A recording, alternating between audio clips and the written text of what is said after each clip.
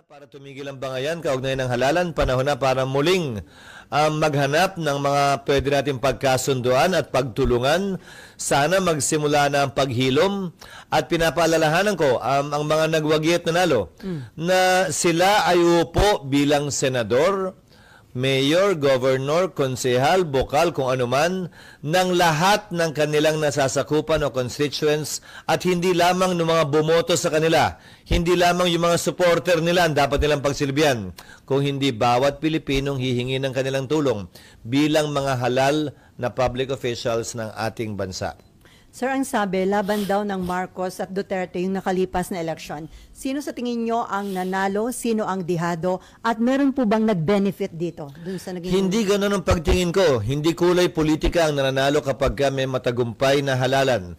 Ang panalo ay ang ating mga kababayan, ang panalo ay ang ating bansa, ang panalo ay ang ating demokrasya. Dahil pinakita natin na pwede tayong magbangayan, mag-away, hindi magkasundo sa maraming bagay, pero kaya pa rin natin magdaos na isang mapayapang halalan kung saan pinapakinggan natin ang boses ng kada Pilipino, pantay na boses ng kada Pilipino. Mas magaling ka man o hindi, mas mayaman ka man o hindi, mas maganda o gwapo ka man o hindi, tigi-tigisa tayo ng boto nung nagdaang halalan at yon ay pinakinggan at binilang ng ating sistema sa demokrasya. Sir, ang midterm election ay sinasabing referendum ng nakaupong administrasyon.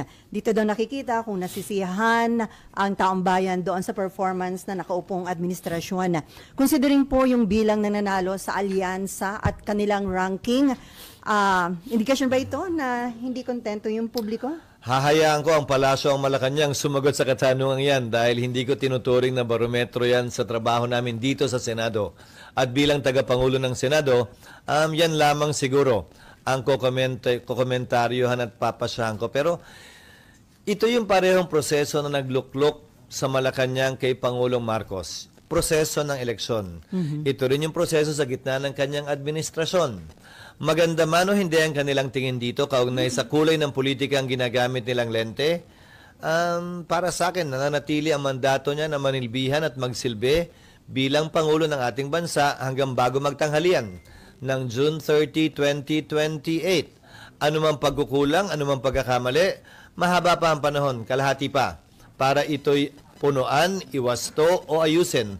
At gayon din sa ating ikalawang Pangulo at iba pang halal na dapat manilbihan hanggang bago magtanghalian ng June 30, 2028. Kabilang na ako doon. So sir, too early for former presidential spokesperson Harry Roque to say na lame duck president na ang Pangulo? Hindi ko tinitingnan ng mga bagay-bagay ng lame duck o malakas na duck. Ano bang opposite ng lame? Ano?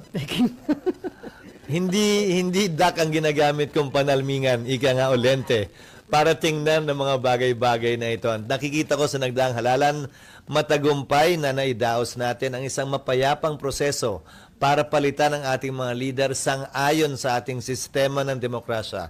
Yun lamang ang pananaw ko sa nagdaang eleksyon. Pero dapat ito maging challenge, sir, sa Administrasyong Marcos, yung naging result ng particularly senatorial election. Hindi hamon ang gagamitin kong salita. Dapat maging gabay ito siguro. Hindi hamon. Gabay sa mga susunod na dapat at pwede nilang gawin. Gabay sa mga dapat nilang punuan kung meron man. Gabay sa mga dapat iwasto kung meron man. Sir, ngayong klaro na kung ano yung magiging bagong composition ng Congress sa ilalim ng 20th Congress, may nagsasabi na lalakas daw ang tsansa ni BP na ma-acquit sa impeachment. Tulad ng dati, ayokong pangunahan anuman ang magiging resulta ng impeachment. Hayaan nating tumakbo ang proseso at hayaan natin magpasya ang impeachment court. Hindi para sa akin na pangunahan yan. Hindi para sa akin mag-pre-game analysis, ika nga. Siguro gusto nyo mag-post-game analysis tayo pagkatapos. Pero anumang pre-game analysis, maaaring mainterpreta na panguhusga nang niwala pang napepresenta o nakikitang ebidensya ang mga uupo bilang hurado. Pero ano po yung nakikita nyo magiging sitwasyon dito sa Senate? Mas dadami na ba ang nasa opposition or dadami ang nasa admin? Or ano yung nakikita nyo considering yung mga pumasok sa Magic 12? 15 taon na ako sa Senado. Ang tingin ko sa kada senador ay hindi may tatak sa noong oposisyon o administrasyon. Ang tingin ko sa kada senador, ika nga ng maraming mga kolumnista, ay isang malayang republika na pagpapasahan ng mga issue sa kada may darating na issue at hindi dahil lamang yun ang kulay na dala nila nung sila'y nangampanya o nanalo. Each senator will decide for himself or herself the various issues we will confront as members of the Senate, as representatives of the people who are elected at large. Pero political institution ang Senate, sir, di ba? Parang hindi naiwasan yung impluensya. Ulitin ko, walang dikta ang partido kaugnay sa nakita kong performance o pagboto ng mga senador sa nagdaang panahon. Ang mga desisyon nila at pasya ay depende sa kanilang personal na pananaw at desisyon at hindi dinidiktahan ng partido.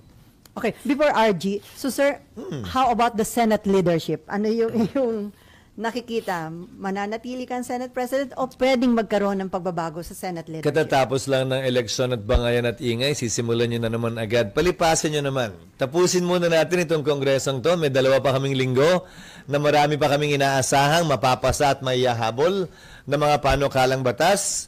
Kung curious man lang kayo doon, pwede nyong tanungin din. Kung hindi, okay lang din. Pero, Itatanong namin later. doon muna kami nakatutok at hindi yung parating na kongreso. Okay, RG. Balikan ko lang yung kasi May babalikan ka pa ron? Yes, outside of the impeachment process, syempre may mga natural allies based on the personalities and the principles of the incoming 20th Congress senator. So, ano sa tingin mo yung magiging itsura? Sino-sino sa tingin mo yung mga magkakasama based on their natural alliances, based on their natural principles? I will not prejudge nor predispose what each senator elected or already serving would be doing once the impeachment court convenes. Suffice it to say that I expect it to be lively and vibrant, given that we have 3 new lawyers entering the Senate. That is a valuable addition to any impeachment trial insofar as enriching the discussion and enlightening not only our people but fellow members of the Senate in their function as an impeachment judge. But outside the impeachment trial, paano yung natural alliances na nakikita mo? Ulitin ko, sa 15 taon ko sa Senado, hindi naman nasusunod yung natural alliances, yung formal alliances nga, hindi rin nasusunod eh. Iba't iba ang desisyon nila. Kabilang na halimbawa dito yung pagkakahalal ko bilang Senate President na hindi naman sinunod yung mga partido, hindi ba? Okay, binanggit. Ganun din. Sa maraming bagay nakakaharapin ng sino mang senador. Kada senador magpapasya individually base sa kanyang prinsipyo, paniniwala at pananaw. Binanggit mo na yung Senate presidency. Kahapon binanggit ni senatorial candidate Vicente Soto III na handa siyang Senator-elect. Senator-elect. Hindi pa siya proclaimed. Okay. Malapit na. Sa Sabado pa. So, ang sabi niya, he's ready to accept the Senate presidency if the numbers are there for it. So, do you think there will be a contest? I think the same statement will apply to almost all the senators. Kahit naman sa akin nun, bago ko inisip man lang o pinangarap, hindi ko nga pinangarap na maging Senate President, sino man na may numero, dapat tanggapin niya yung responsibilidad at yung hamon na yon kung nasa kanya ang tiwala ng mas nakararaming senador. Okay, sir. Given the results of the election, ano yung major issues na haharapin ng Senate in the 20th Congress? So, there's, of course, obviously, there's the impeachment. Ano pa? Well, there's the impeachment against the Vice President. An impeachment case was filed against the President, which is pending in the House. I don't know how that will be resolved in the coming weeks and or days.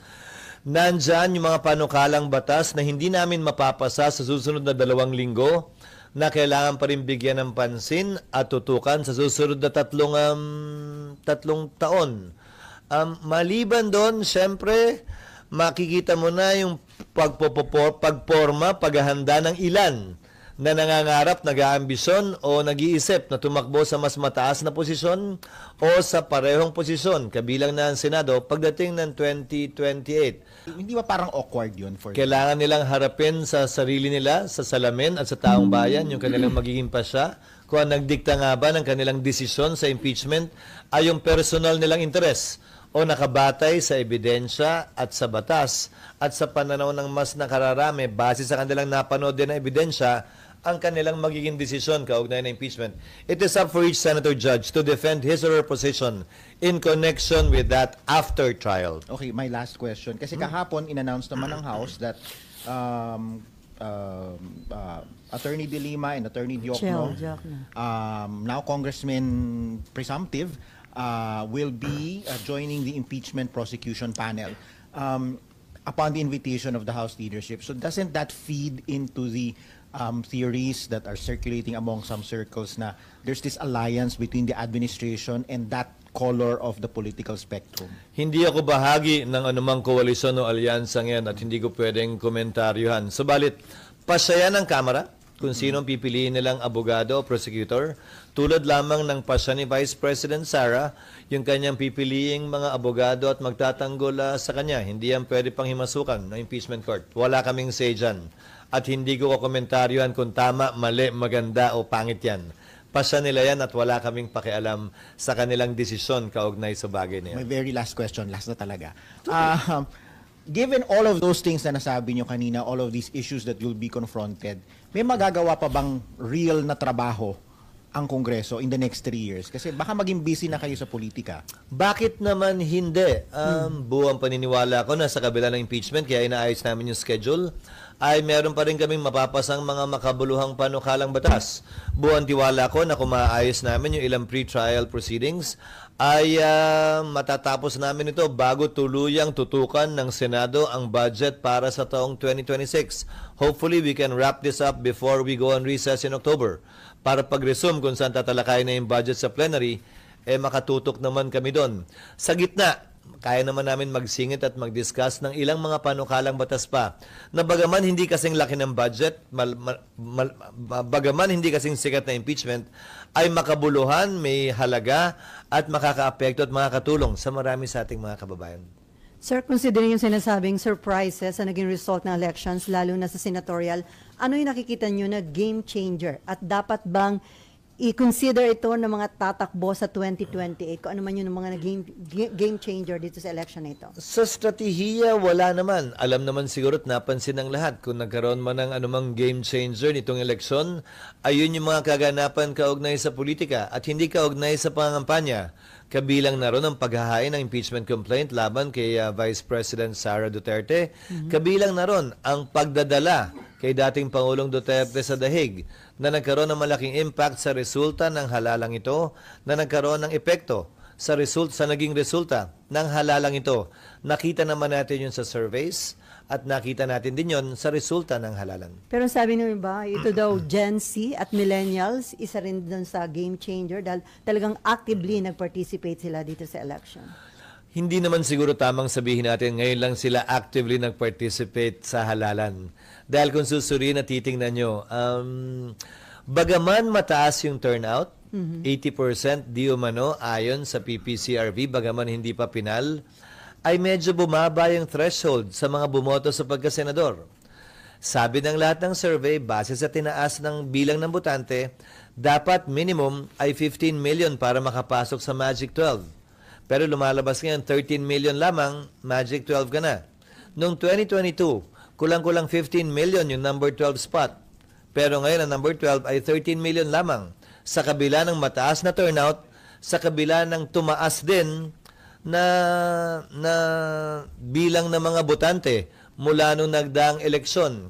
So marahil kailangan pa natin ng ilang linggo at buwan para pag-aralan ang resulta ng halalang ito para may tunay na makapagsabi kung bakit nga ba ito nangyari, bakit hindi nakita ang ilan sa mga resulta sa survey at saan nga ba nagbago.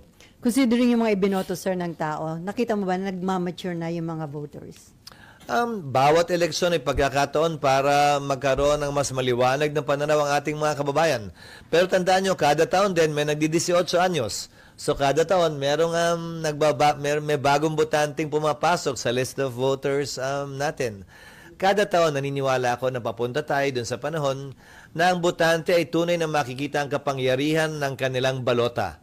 Nakapangyarihan ng taong bayan pumili kung sino ang nararapat talaga at na hindi totoong wala silang boses para baguhin ang kanilang sariling bansa, bagaman ordinaryong registered voter at ordinaryong Pilipino lamang sila. Okay, Nympha. Andyan si Nimpa. Nympha Liet. Nympha Liet po. Sir, sabi niyo po, Sorry, tawag mo. Sir, sabi niyo po dati, ay pinapayuhan niyo po dati yung mga senador tsaka mga incoming senators na huwag magkomento sa impeachment. Pero yung iba po sa mga paparating nating na mga bagong senador ay inendorso mismo ni VP Sara. Will that affect the impeachment trial? Well, hindi sila yung nagsalita. Inendorso kamo sila ni VP Sara pero hindi mismo galing sa kanila. So, patuloy ang aking magiging panawagan sa lahat na nakaupo at marahil papasok din ang mga senador, presumptive senators, ika nga, na ayon sa rules, sana iwasan nila na magbigay ng categorical na mga posisyon o sagot kaugnay nito hanggat hindi pa nagsisimula ang trial at wala pa naman silang nakikitang mga ebidensya, pabor o kontra sa nasasakdal na si VP Sara. Magiging factor ba yon yung ginawang endorsement sa kanila, sa kanilang magiging decision? Sila lamang siguro ang makakasagot noon at hindi ako. But Mas historically, magandang sir, sila ang matanong kung sakasakali. sir, non-issue na ba? Historically, hindi. Dahil nakita nyo naman siguro sa social media na nagbago-bago ng posisyon yung mga in-endorse dati, kinakalaban nila ngayon yung mga nag-endorse sa kanila dati, yung kalaban nila dati, kakampinan nila ngayon. So, kung pagbabasihan ko ay kasaysayan, hindi ng mga partikular na senador, kasaysayan sa larangan ng politika ng ating bansa. Nakikita natin nagbabago-bago yon. So, hindi iiral yung utang na loob yung sinasabing payback time. Hindi ko sinasabing hindi iiral, pero again, each to each his own. Nagbabago yan sa kada sitwasyon at sa kada tao. At hindi para sa akin na sabihin ganito yan o ganyan yan. Mas maganda sila ang tanungin ninyo dahil sila naman yung nasa sitwasyong yun. So, sir, 100% sure na ba na magpapatuloy itong impeachment trial sa 20th Congress? Non-issue na ba yun na pwedeng ituloy? Kung nasimulan ito ng 19, pwedeng ituloy sa 20th Congress? Yun ang gagawin ng Senado kung hindi sang-ayon doon ang kampo ni VP Sara halimbawa, may karapatan silang iakyat yan sa Korte Suprema. In fact, may pending case pa sila doon na hindi pa ina-action ng Korte Suprema, pero hindi lang yun, hindi naman din nag-issue ng temporary restraining order o mandamos ang Korte Suprema para kami magpatuloy o hindi magpatuloy. So, gagawin ng Senado yung kanyang constitutional mandate kung wala namang utos o kautusan mula sa Korte Suprema na laban dito. But, sir, diba, the impeachment court can also make its own decision if the trial, Yes. if there's going to be a trial or not. Definitely yes. And the aggrieved party, if at all, on the reverse naman, can question that before the Supreme Court. It's not just the Supreme Court's decision. It can also be your decision. Ultimately, it will be the Supreme Court's decision. But the Senate can decide on it one way or the other, yes. Both as a Senate and as an impeachment court. Pero ulitin ko lang, ang pinagbabasihan lang naman namin ay yung Senate Electoral Tribunal na binubuo pa nga ng mga maestrado ng Korte Suprema at miyembro ng Senado, tumatawid ng Kongreso para ipagpatuloy ang pagdinig ng kaso. Nagbabago din yung mga miyembro ng Senado, nagpalit ng Kongreso, pero dahil yung kino-questioning term ay 6 na taon nung senador na pinrotesta, patuloy lamang yun sa mga susunod na Kongreso at hindi siya automatically dismissed. So, sir, kumusta na yung status ng impeachment rules? Maraming panukala kaming natanggap, hindi lamang mula sa legal team, pero mula din sa iba't ibang senador nitong nagdaang recess, lalo na mula dun sa mga hindi tumatakbo. Pero ang direksyon na personal kong tinatahak sa ngayon ay isuggest sa impeachment court na wag nang baguhin yung rules dahil baka maakusahan pa ang Senado at ang institusyon ng Senado na we are changing the rules in the middle of the game to favor one side or the other. Ipapanukala ko na kung may pagbabago man sa rules, ito yung mag-a-apply to future impeachment cases and not this one. So, pwedeng talakayan yung rules, pwede pa rin namin pag-usapan, pero prospectively applicable siya sa mga darating pang impeachment complaints na tatalakayin ng Senado at makakarating dito. At hindi na dito sa kasalukuyang impeachment na aming kinakaharap sa ngayon. So, sir, yung suggestion mo na yon subject for approval pa sa Definitely. Senate? Lahat ng sinasabi ko ay subject to approval ng impeachment court. Kaya sabi ko, panukala ito, suggestion ito. Okay, Mean. SP yung sa TRO ng SC. So, ibig sabihin, pag maglabas sila ng desisyon, pwedeng hindi matuloy yung impeachment. Di ba sabi niyo, sir, dati, sarili yung desisyon yun? Magdedesisyon ng impeachment court kung susundin o hindi. Tulad ng sinabi ko sa inyo dati, di ba? May mga desisyon ng korte na sinunod ng Kongreso at ng impeachment court. May mga desisyon din na hindi. So, depende yan sa impeachment court. Lahat ito'y pagpapasya ng impeachment court, hindi ng Senate President lamang. Sir, and then yung rules na, excuse me, yung Not the rules, Senate, the impeachment court. sir, yung rules na gagamitin kay VP Sara ay yung ginamit kay, Yung kay- existing rules pa rin.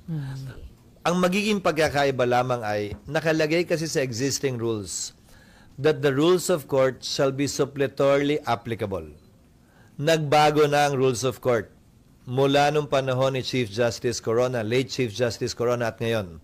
So yung mga pagbabagong yun sa rules of court, dala na sa rules na ito at hindi na namin kailangan baguhin pa.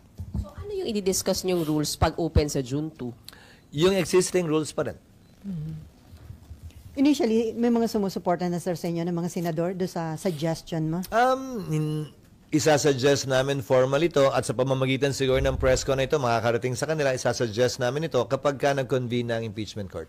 Sir, it is good ba kung before June 2, sa resumption kasi, magko-convene na kayo as impeachment court, tama ba? Bilang Senado muna, And then, yung pag-convene... magko-convert na lang kami The into same an date. impeachment court. Same date or June 3. So, better na before June 2, ay may decision na ang Korte Suprema dun sa mga pending petition. Hindi naman, basta walang TRO, ang Korte Suprema, magpapatuloy kami. Kung may TRO sila, pagpapasahan namin kung anong gagawin namin, bungad ng TRO na yan. So, sir, on June 2, resumption ng session, and then sabi nyo nga possibly the following day pa yung pag-convene nyo bilang impeachment court, and then the same day din po yung pag-take oath nyo bilang mga senator judges? Sa June 2 marahil, magpapadala kami ng notice sa Kamara, itong linggong to, itong darating na linggo, na kailangan nilang ipresenta yung articles of impeachment or at least yung charges man lamang sa plenaryo ng Senado. Yun ang nakalagay sa rules namin na hindi ginawa sa mga nagdaang panahon. Pero nakalagay sa rules yun. Nasusundan lamang naman namin. That is the formal procedure para officially matake cognizance na ng Senado ang impeachment. Hindi yung pag-file nila sa SecGen. Yung pagbabasa ng articles of impeachment in plenary nakalagay sa rules namin by the prosecutors. And then the Senate can take cognizance of it, and that will now be used as the basis to convene the impeachment court. Like what I was saying before, hindi filing ang magti-trigger ng impeachment court. It is the Senate plenary taking cognizance of it. Kaya kailangan basahin yung impeachment complaint sa plenaryo. Noong nagdaang panahon ang gumawa niyan, majority leader lamang. Pero hindi yan ang nakalagay sa rules namin at hindi yan ang nakalagay sa President sa Amerika na pinagkopyahan natin ang impeachment rules natin. Dapat basahin ng prosecutors yan formally, at least yung 7 charges, and then the Senate will refer it to the appropriate committee, and that will now be the basis for the convening of the impeachment court, either the same day or the following day. Okay, Myla. Sir, paano sila... Yung robe, may utang pa ako sa'yo. Okay, sir. Naalala ko yan. Paano sir ma-recognize yung yung prosecution team kung hindi pa kayo nakakonvene as impeachment court? Paano nila babasahin? Kung if that happens... Sa plenary first time- gagawin yun. Yes, sir. No, Paano we will sila ma-acknowledge? Hindi pa sila prosecution. Ang maging members of the House who filed the impeachment complaint, they will have to designate who will read it. And I'm assuming ito yung mga prosecutors din na i-assign nila. So this is the first time na mangyayari, sir, no? So hindi ko lang ma-picture. So i-recognize sila as paano yung di ba, you are in session. Paano i-recognize sila? They will be called upon in plenary to read the articles of not the whole articles, the charges at the very least, and to submit the rest formally for the record in the Senate. First time siya, pero yun ang nakalagay sa rules. Bihira naman ang impeachment at hindi nagawa dati, pero hindi rason yun para hindi namin sundin ngayon yung nakalagay sa rules. Okay, si Mav, and then Raymond. Mav. Mamaya na yun. Sino daw? Di Sir, ba, considering ang na... dami na nangyari? Eh sir, hindi niyo pa kami dinadala dun eh. Ang dami nangyari. Teka muna. Sir, considering lang po yung current cast of characters ng impeachment trial, are you expecting or are you concerned na magiging medyo circus-like yung dito sa Senate, yung trial mismo? No. No. Yung papasok ng mga miyembro ng Senado, hindi ba? 5 re-electionista, 4 na dating senador, 3 na miyembro ng Kamara na mula sa Kongreso na magiging bahagi, maliban sa aming 12, ng 20th Congress. So, mga veterano, batikan sa legislation, sa parliamentary rules ang mga ito, at inaasahan ko magiging maayos ang Senado. At sino man na magpe-preside, lalo na kung ako yun, titiyakin ko that order will be maintained. Para sa gayon, ang proseso ay dumaloy ng mapayapa, maayos, at ng mas lalong maintindihan ng ating mga kababayan, yung ipinapresenta ng magkabilang panig. Sir, wala namang kasi medyo may mga nakita na tayo in previous hearings na may mga outbursts, emotional outbursts. Bahagi yun, but we will maintain order and we will keep order within the impeachment court. We will make sure of that. With the help, of course, of the other members as well as the sergeant at arms if necessary. Pero sir, pagdating sa prosecution, malaking bagay ba yung pagpasok nga ni na Dilima at saka Chel Jokno? Mas magiging exciting ba ito? Hindi para sa akin na sabihing maganda nga o pangit yon. Hindi para sa akin sabihing magaling o hindi yon. Mga di-kalibre kasi itong mga to, sir. And considering yung nag-experience ni Dilima under the Duterte administration. Well, they are both practitioners. On the part of Chel as a human rights lawyer, on the part of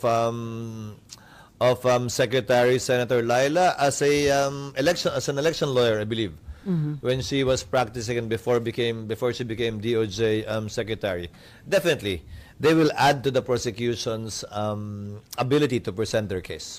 So, hindi naman kaya yung impeachment trial maging platform para dun sa mga gustong pumosisyon at magpasikat for 2028? Oo, pero dalawang bagay yun. Ano mang ilaw ng kamera na itututok sa sino mang tao, dalawang pwedeng makita, yung maganda at yung pangit. So, nasa sa kanila yun. Kung anong mapapakita nila. At nasa tao din yun. Kung anong makikita nila. Minsan magkaiba yun. Yung gustong pakita at yung nakikita ng tao sa lente ng camera. Si Senate, before Raymond, si Senate President Pro Tempore Jingo Estrada, sa interview namin, he's hoping na manatili kayong Senate President dahil maganda daw na abogado yung magiging presiding officer sa impeachment court. Well, nagpapasalamat ako sa pananaw ni Senator Jinggoy. Subalit sa dulo, ang magpapasya ng Senate President, kung mananatili man ako o iba ang uupo, ay ang mayoriya ng Senado.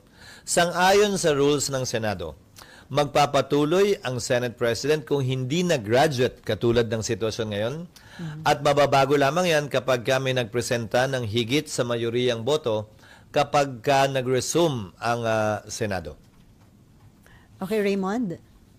One point lang, sir, doon sa Kahit dalawa. doon sa preparation, as we speak, percentage-wise ba, pagdating sa impeachment, saang bahagi na tayo ng preparasyon as of date? Huling nagsalita ang prosecution team. Sabi nila yata parang 80% na sila sa 1 o 2 charges. Wala pa akong balita dun sa 5 charges. Hindi ba? Mas mataas ang level ng kahandaan ng Senado. Pati yung invitations, yung ID, yung security preparations, yung holding areas ng prosecution at defense panel, nakahanda na rin. Hanggang sa detalye ng parkingan nila, hinanda na rin namin. Yung room, sir, finally na napag-usapan. Napatahi na. Alam ko napatahi na. At nasukatan na, kung hindi ako nagkakamali, lahat o maliban sa isa. Kaugnay na may mga nangangampanya kasi hindi pa naman nakuha. Nakuna ng sukat. Pero ready na yung mga, ginaya lang naman yung dati. Sir, yung room assignment, finalized na? May inassign na kami sa prosecution at nag-inspect na yata ang ilang miyembro ng Kamara, yung kanilang mga staff. Sa panig ni Vice President Sara, binigyan din namin sila ng notice. kaugnay sa karapatan nila at oportunidad mag-inspeksyon. Pero tinanggihan nila ito at sinabing may pending petition pa daw sila. Kaya buong galang, sabi nila, na hindi muna nila i-inspeksyonan yung kwartong yon hanggat wala pa daw pa siya ang Korte Suprema na tinatanggap at ginagalang ko. That is their prerogative and their option. Okay, sir, may patanong si Nimpa. Sabi niya, Nimpa ano? Ravelo. Hoping ka daw ba na ma-retain mo yung pagiging Senate President? Ilalaban mo daw ba at makukuha niya kaya ang kinakailangan boto? It's not a question of hoping. It's a question of reality. Ulitin ko, ang Senate President dapat may kumpiyansa ng mahigit na mayoriya ng Senado. 13 at higit pa. Pwedeng mangyari at maganap yan sa sino mang Senate President, kabilang ako, basta may sesyon. Dapat maliwanag yan sa bawat isa sa amin. Senate President man o hindi, nangangarap man o hindi. So, sir, Amayla. Sir, purso ko na lang, sir, yun. So, since may open declaration na, sir, Is the second demotion mo yan? since may open declaration si Senator Soto na willing siya to accept, for as long as may number siya na 13, wala ba, sir, effect sa iyo? Walang dating? Wala kang paghahanda? Ulitin ko, Myla, yung sinabi ko kanina. Ikaw naman nagpapainit ka na naman. Parang hawakan mo yung tenga yung sinasabi mo yan. Walang ganyanan. Sir, it's All reality, 24 sir. all 24 senators, I think that way. Sino man sa amin, kabilang si Senator Soto, ang may bilang, hindi niya dapat talikuran yung responsibilidad at yung hamon na yon na binibigay na kumpiyansa ng mayoriya ng mga senador sa taong yon. So, hindi unique yung posisyon yon. Posisyon yan, naniniwala ako. Pananaw yan, naniniwala ako. At paninindigan dapat yan, naniniwala ko, ng bawat senador. Dahil wala namang qualification ng Senate President. Ang qualification lamang, dapat miyembro ka ng Senado. At sino man ang maging Tama na Senate? yung katatapos lang ng bangayan sa politika. Hawak tenga ka naman agad. Wag muna. At sino man yung maging Hawak Senate? ilong agad. O, wala naman ganunan. Di ba? Wag naman. Alipasin nyo naman ng konti. Sir, ano yung magiging scenario? Pwede ba yung magkaroon ng third force? Kasi di ba minsan, eto, majority, minority, and then naalala ko nun, Senator Alan and Pia, hindi sumama sa admin at minority, parang independent. Posible yon, pero sang-ayon sa rules, membership is determined by minority and majority. So sa dulo, pipili pa rin sila kung sinong gusto nilang mag-nominate sa kanila. Bilang miyembro o chairman ng mga komite. Because Parliament, the Senate, like Congress, operates on that principle, majority-minority. Hindi administration-opposition, majority-minority. Majority-minority simply defined as you voted for the winning Senate President, you're with the majority. You voted or did not vote for the winning Senate President, or you voted for another person, then you belong to the minority. It has nothing to do with administration opposition. May nakita na akong pagkakataon na baliktad yon. Yung majority, opposition, at yung minority, kakampi ng administrasyon. Posible yun, ha? Possible yan na mangyari this. Posible naman yun. Noong panahon ni GMA. Ang Noong panahon ni dating Pangulong Estrada, di ba? Noong nagkabotohan, nagpalit din. Naalala nyo yung Kongreso, nagpalit din ng speaker. O yung speaker, naging anti-administration, di ba? Tapos nagpalit ng ilang ulit. So, depende. Again, majority means you voted for the winning speaker or Senate President. Minority means you did not vote for him or voted for someone else, which is totally separate and distinct from being opposition or administration in relation to the sitting government. So, sir, asahan na magkakaroon ng changes sa committee, chairmanship. Pag ba ganun, maraming mga naglalabi para doon sa mga committee na gusto nilang makuha. Naglalabi lang naman kapag klaro na kung sino mananalo. Hindi ka naman maglalabi pag hindi. So, Hindi mo alam kung sino yung... pag klaro na, may nabuo ng mayoriya, doon na pag-uusapan yung komite. Pero siyempre, kung sino man ang incumbent na may kasalukuyang hinahawakan na komite, siyempre, may paggalang na binibigay doon kung bahagi pa rin sila ng mayoriya. Okay, Amor. Ano po yung impact or implications kapag gano'n na yung majority ay hindi allied with the president in terms of our relationship ng legislative and executive? Mahirap po May ba? hirapan ba? Hindi naman sa mahihirapan, pero siguro mas malaking panahon ang kailangan gugulin para kumbinsihin yung mayoriyang yon sa Kamara man o sa Senado. I believe we're all mature enough and should work together insofar as what is good for the country and our people. Hindi naman porkit oposisyon, no ka na lang ng no, kahit naman tama na yung pinapanukala ng gobyerno. Hindi naman porkit administrasyon ay yes ka na lang ng yes, kahit na mali na yung ginagawa ng gobyerno. I think we've outgrown that. I think we're bigger than that. I think we can work beyond that and can see what is best for our people as we should. Yun naman yung sinumpaan namin tungkulin. Sir, since nabanggit niyo po kasi yung sa obstructionists, kahapon merong statement si Yusek Claire Castro that the government, the Marcos administration welcomes yung legitimate opposition but will fight yung obstructionists. How do you make of that statement, sir?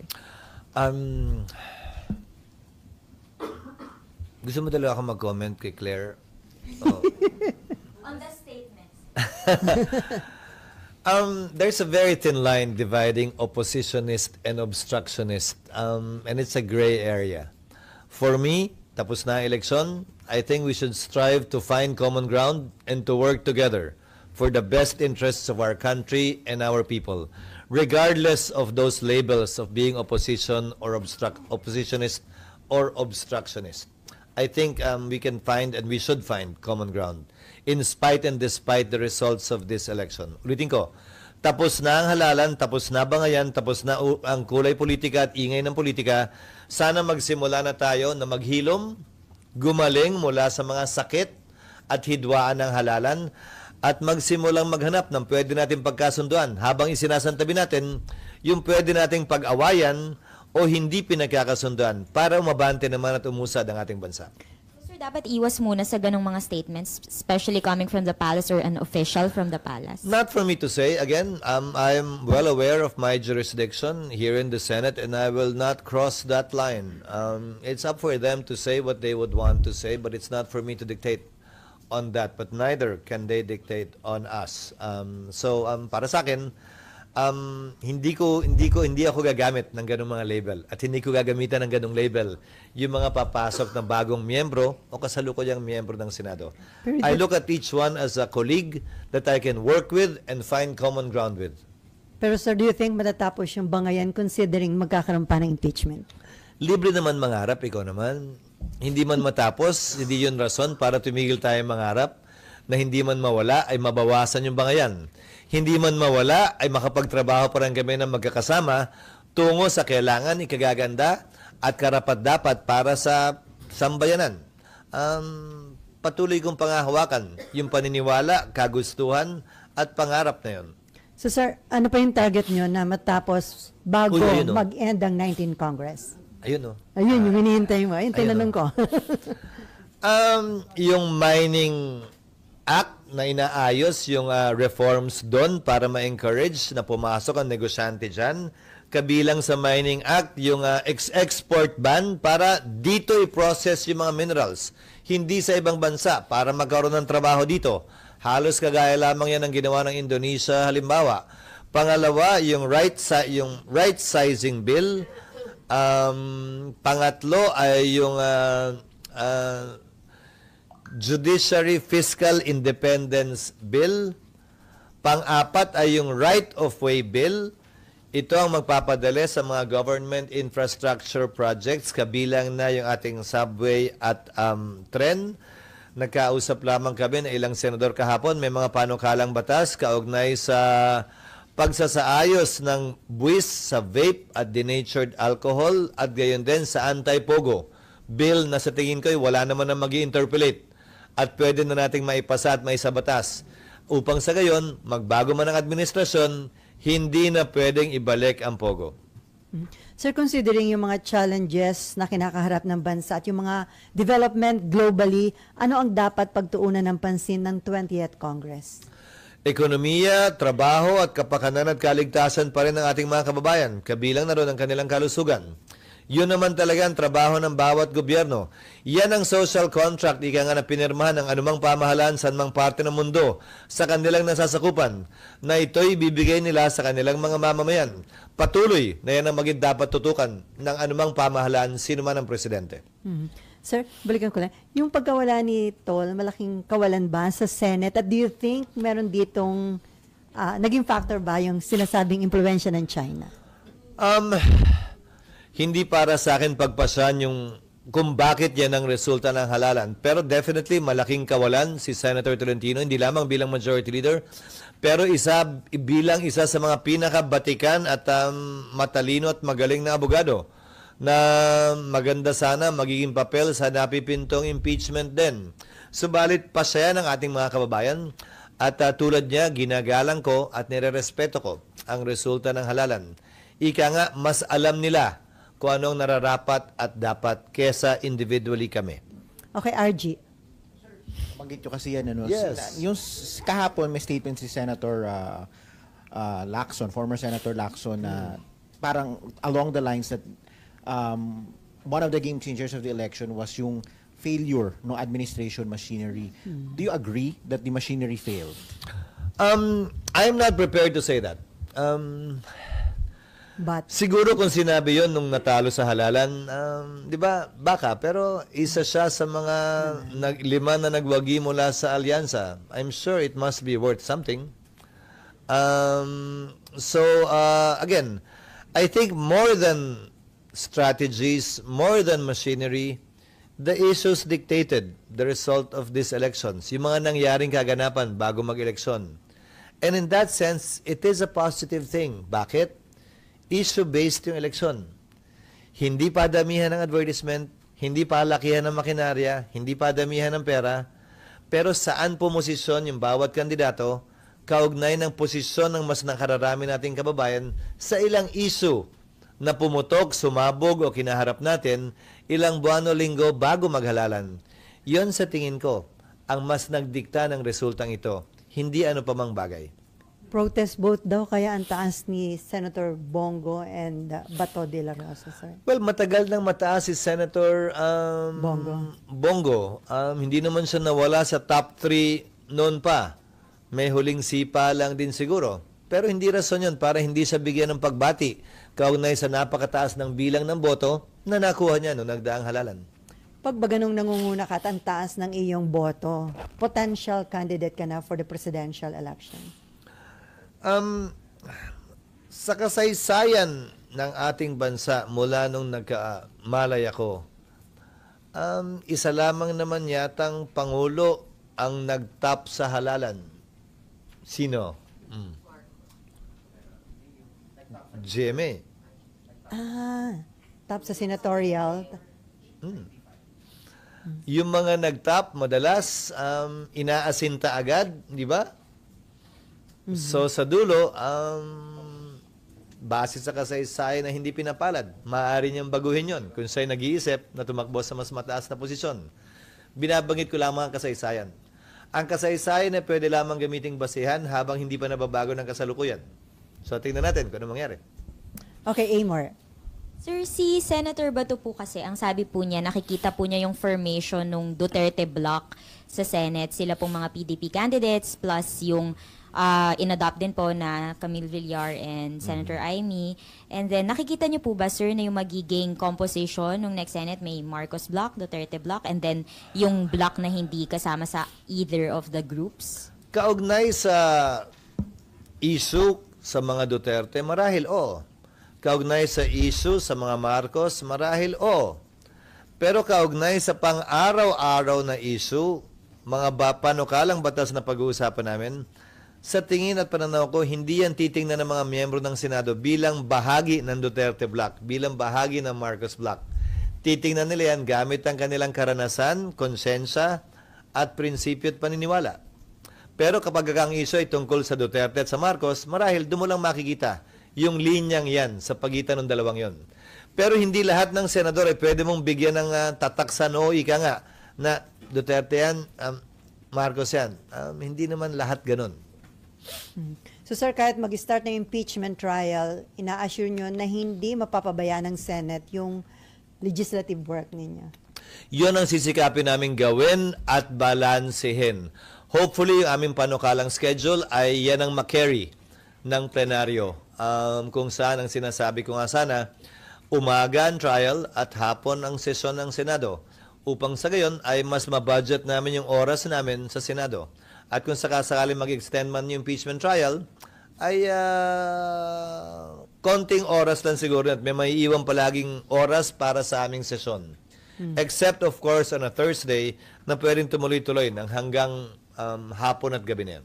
Sir, kakayanin ba yun kung September meron pa rin impeachment trial tapos start na rin ito ng budget hearing? Committee hearings, papayagan namin ang kaibahan lamang noon, hihilingin ko rin ang pahintulot at otorisasyon ng plenaryo.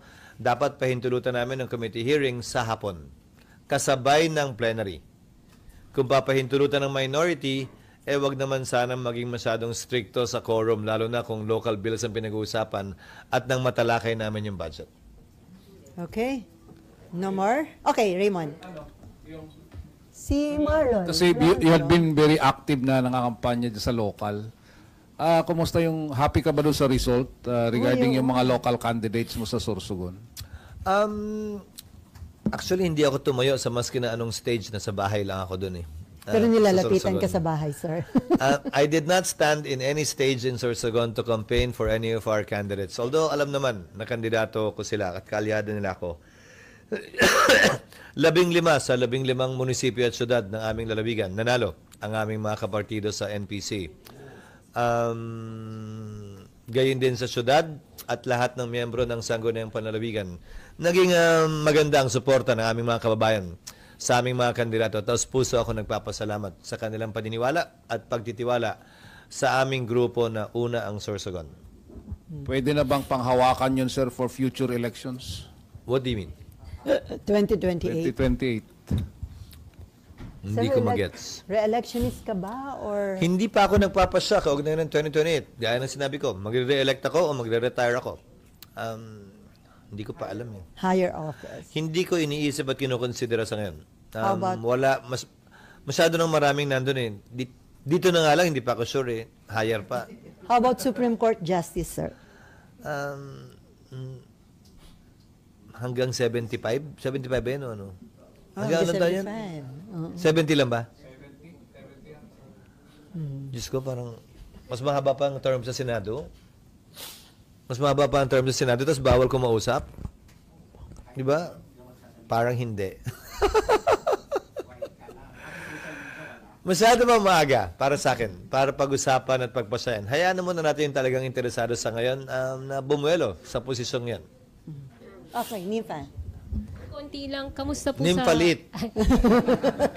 Kamusta po sa Sorsogon sa Mount Bulusan, sir, yung condition po yun? Oo nga. Ironically, Mount Bulusan ang tawag, pero ang ashfall nasa bayan ng Irosin. Wala sa Bulusan. Kaya ang dami nagpapadala ng ayuda sa Bulusan. Akala nandun yung ashfall. At pag sinabi ng mayor, okay lang kami dito, sigurado po kayo? Oo eh. Kasi yung hangin palayo sa Bulusan. Papunta sa bayan ng Irosin at Huban. So, nagkaka-asphalt manaka-naka. Pero awa ng Diyos, walang malaking putok na may bato at putik o apoy na binabato yung bulkan. Asphalt lang ang aming nararanasan. At dahil sa COVID at karanasan natin sa COVID, sanay naman na mag-mask yung mga tao. At sanay na mag-ingat kaugnay nito. Sir, dagdag ko lang, paano yung si former President Duterte mag-work from The Hague siya?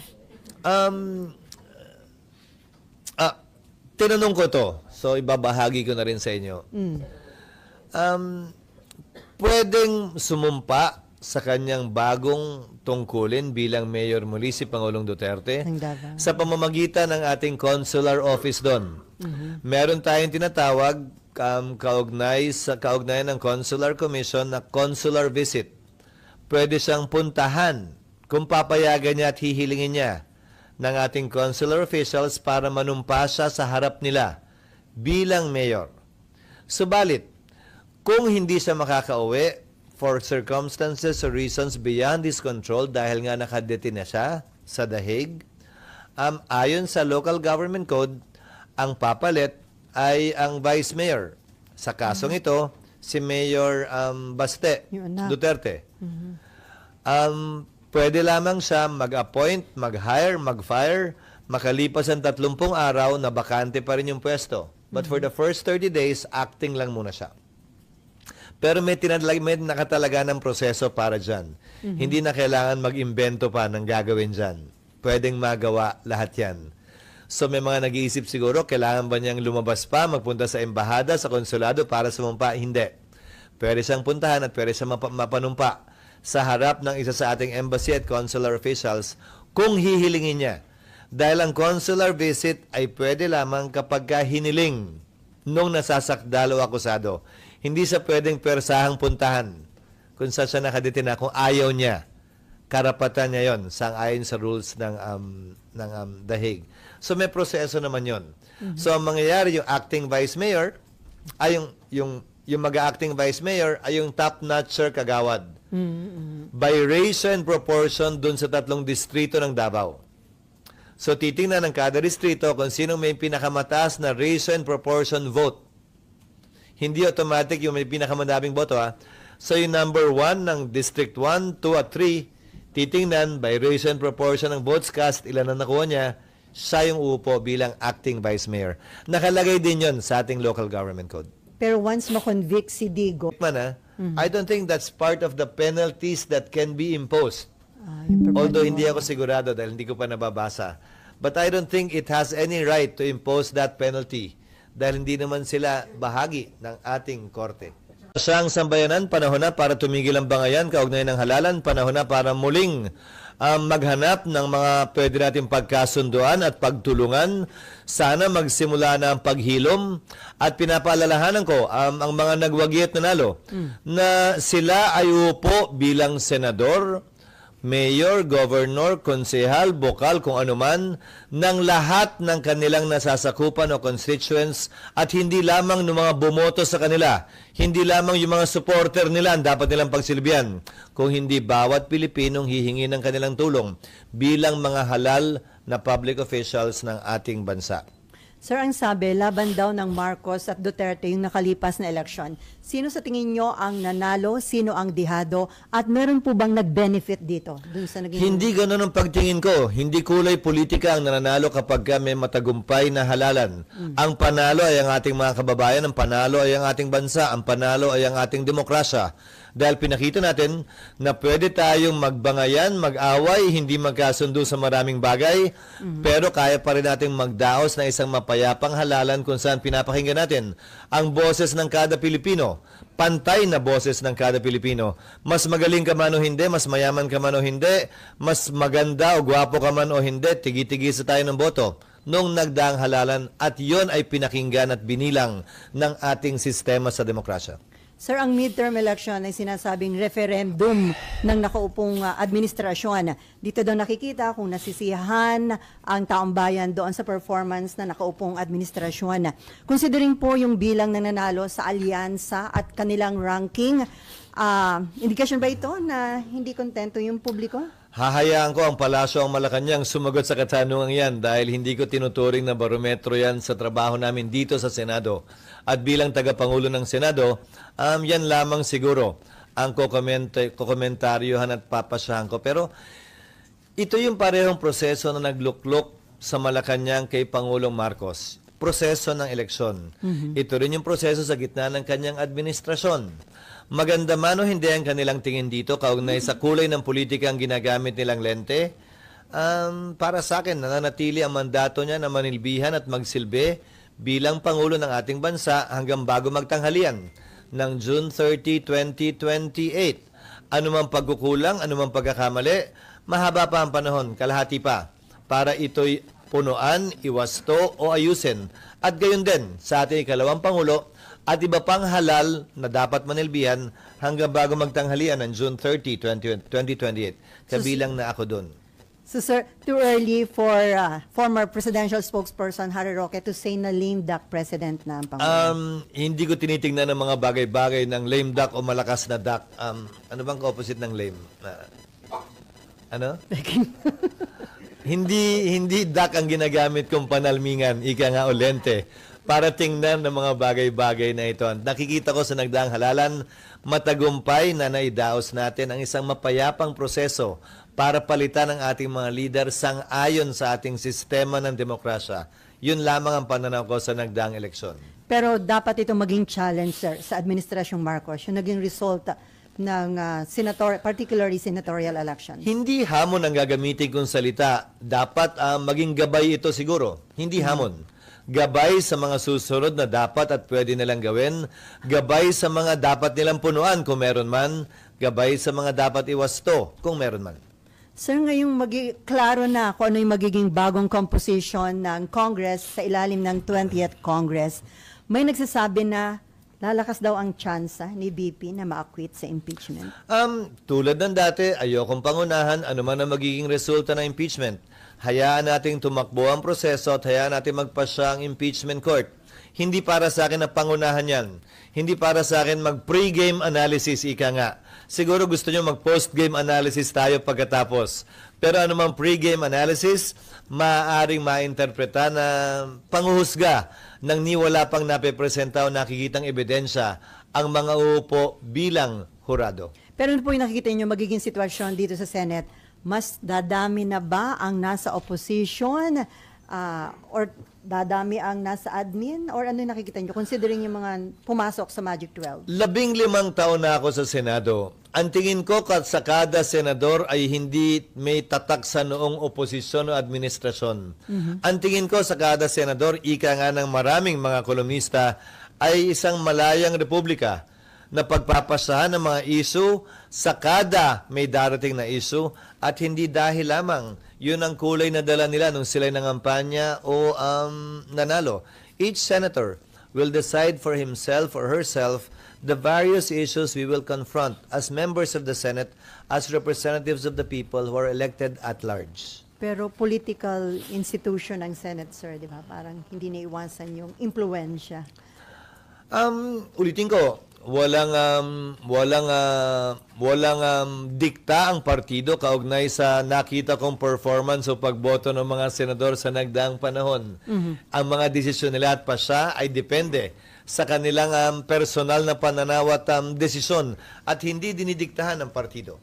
Okay, before RG, so sir, how about the Senate leadership? Ano yung nakikita? Mananatili kang Senate President o pwedeng magkaroon ng pagbabago sa Senate leadership? Katatapos lang ng eleksyon at bangayan at ingay, sisimulan nyo na naman agad. Palipasin nyo naman. Tapusin muna natin itong kongresong to. May 2 pa kaming linggo na marami pa kaming inaasahang mapapasa at maiyahabol na mga panukalang batas.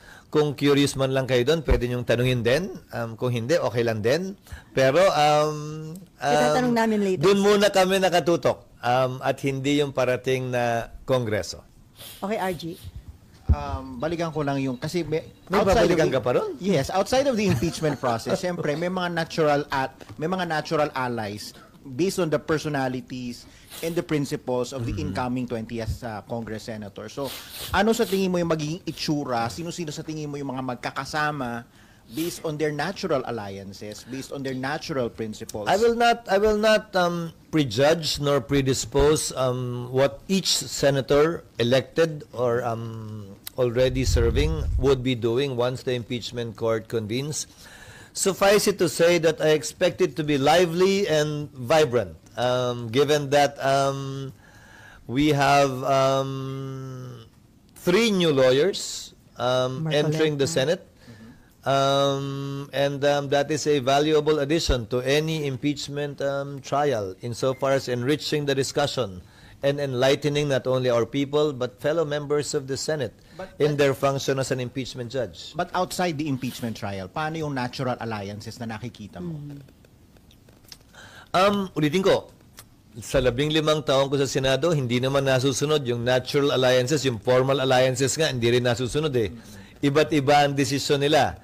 Kabilang na halimbawa dito yung pagkakahalal ko bilang Senate President na hindi naman sinunod yung mga partido, hindi ba? Okay, ganun din. Sa maraming bagay nakakaharapin ng sino mang senador. Kada senador magpapasya individually base sa kanyang prinsipyo, paniniwala at pananaw. Binanggit mo na yung Senate presidency. Kahapon binanggit ni senatorial candidate Vicente Soto III na handa siyang Senator-elect. Senator-elect. Hindi pa siya proclaimed. Okay, malapit na. Sa Sabado pa. So, ang sabi niya, he's ready to accept the Senate presidency if the numbers are there for it. So, do you think there will be a contest? I think the same statement will apply to almost all the senators. Kahit naman sa akin nun, bago ko inisip man lang o pinangarap, hindi ko nga pinangarap na maging Senate President. Sino man na may numero, dapat tanggapin niya yung responsibilidad at yung hamon na yon kung nasa kanya ang tiwala ng mas nakararaming senador. Okay, sir. Given the results of the election, ano yung major issues na haharapin ng Senate in the 20th Congress? So, there's, of course, obviously, there's the impeachment. Ano pa?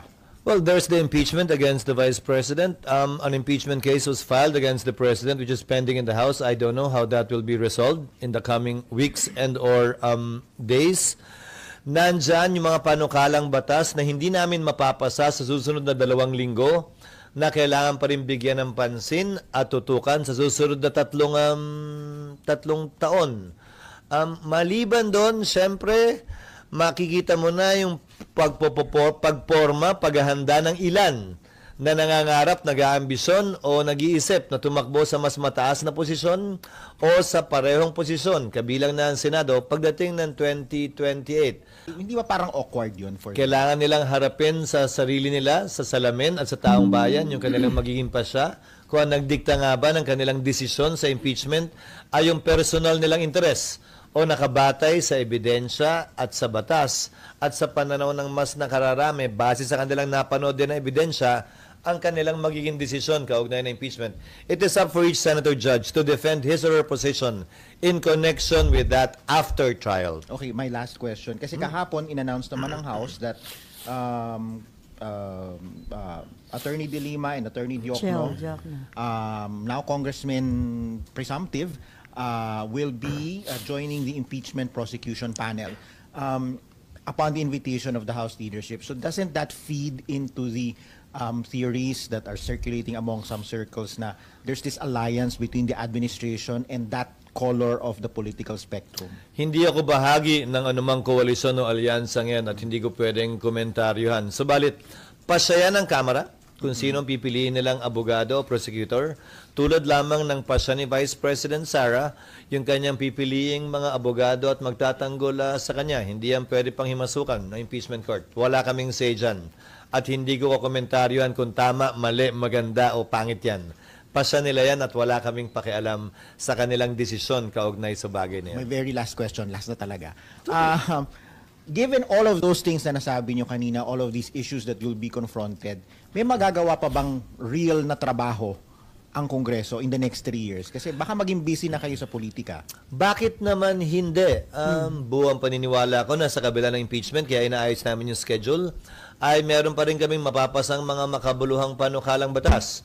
Buwang tiwala ko na kung maayos namin yung ilang pre-trial proceedings, ay matatapos namin ito bago tuluyang tutukan ng Senado ang budget para sa taong 2026.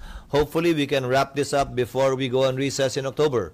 Para pag-resume kung saan tatalakay na yung budget sa plenary, makatutok naman kami doon. Sa gitna, kaya naman namin magsingit at mag-discuss ng ilang mga panukalang batas pa na bagaman hindi kasing laki ng budget, bagaman hindi kasing sikat na impeachment, ay makabuluhan, may halaga at makakaapekto at makakatulong sa marami sa ating mga kababayan. Sir, considering yung sinasabing surprises sa naging result ng elections, lalo na sa senatorial, ano yung nakikita nyo na game changer? At dapat bang i-consider ito ng mga tatakbo sa 2028 kung ano man yun ng mga game changer dito sa election na ito? Sa strategiya, wala naman. Alam naman siguro at napansin ng lahat kung nagkaroon man ng anumang game changer nitong eleksyon, ayun yung mga kaganapan kaugnay sa politika at hindi kaugnay sa pangampanya. Kabilang na ron ang paghahain ng impeachment complaint laban kay Vice President Sara Duterte. Kabilang na ron ang pagdadala kay dating Pangulong Duterte sa dahig na nagkaroon ng malaking impact sa resulta ng halalang ito na nagkaroon ng epekto sa naging resulta ng halalang ito. Nakita naman natin yun sa surveys at nakita natin din yun sa resulta ng halalan. Pero sabi nyo ba, ito daw Gen Z at millennials, isa rin dun sa game changer dahil talagang actively nag-participate sila dito sa election. Hindi naman siguro tamang sabihin natin ngayon lang sila actively nag-participate sa halalan. Dahil kung susuriin at titingnan nyo, bagaman mataas yung turnout, 80% di umano ayon sa PPCRB, bagaman hindi pa pinal, ay medyo bumaba yung threshold sa mga bumoto sa pagkasenador. Sabi ng lahat ng survey, base sa tinaas ng bilang ng botante, dapat minimum ay 15 million para makapasok sa Magic 12. Pero lumalabas ngayon 13 million lamang, Magic 12 ka na. Noong 2022, kulang-kulang 15 million yung number 12 spot. Pero ngayon ang number 12 ay 13 million lamang. Sa kabila ng mataas na turnout, sa kabila ng tumaas din na bilang ng mga botante mula nung nagdaang eleksyon. So marahil kailangan pa natin ng ilang linggo at buwan para pag-aralan ang resulta ng halalang ito para may tunay na makapagsabi kung bakit nga ba ito nangyari, bakit hindi nakita ang ilan sa mga resulta sa survey at saan nga ba nagbago. Considering yung mga ibinoto, sir, ng tao, nakita mo ba na nagmamature na yung mga voters? Bawat eleksyon ay pagkakataon para magkaroon ng mas maliwanag na pananaw ang ating mga kababayan.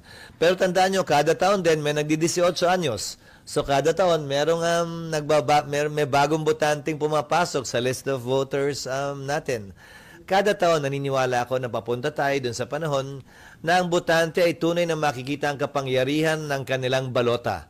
Nakapangyarihan ng taong bayan pumili kung sino ang nararapat talaga at na hindi totoong wala silang boses para baguhin ang kanilang sariling bansa, bagaman ordinaryong registered voter at ordinaryong Pilipino lamang sila. Okay, Nympha. Andiyan si Nympha. Nympha Liet. Nympha Liet po. Sir, sabi niyo po, Sir, tawag mo. Sir, sabi niyo po dati, ay pinapayuhan niyo po dati yung mga senador tsaka mga incoming senators na wag magkomento sa impeachment. Pero yung iba po sa mga paparating nating na mga bagong senador ay inendorso mismo ni VP Sara. Will that affect the impeachment trial? Well, hindi sila yung nagsalita. Inendorso kamo sila ni VP Sara pero hindi mismo galing sa kanila. So, patuloy ang aking magiging panawagan sa lahat na nakaupo at marahil papasok din ang mga senador, presumptive senators, ika nga, na ayon sa rules, sana iwasan nila na magbigay ng categorical na mga posisyon o sagot kaugnay nito hanggat hindi pa nagsisimula ang trial at wala pa naman silang nakikitang mga ebidensya, pabor o kontra sa nasasakdal na si VP Sara. Magiging factor ba yon yung ginawang endorsement sa kanila, sa kanilang magiging decision? Sila lamang siguro ang makakasagot noon at hindi ako. But Mas historically, magandang sir, sila ang matanong kung sakasakali. sir, non-issue na ba? Historically, hindi. Dahil nakita nyo naman siguro sa social media na nagbago-bago ng posisyon yung mga in-endorse dati, kinakalaban nila ngayon yung mga nag-endorse sa kanila dati, yung kalaban nila dati, kakampinan nila ngayon. So, kung pagbabasihan ko ay kasaysayan, hindi ng mga partikular na senador, kasaysayan sa larangan ng politika ng ating bansa.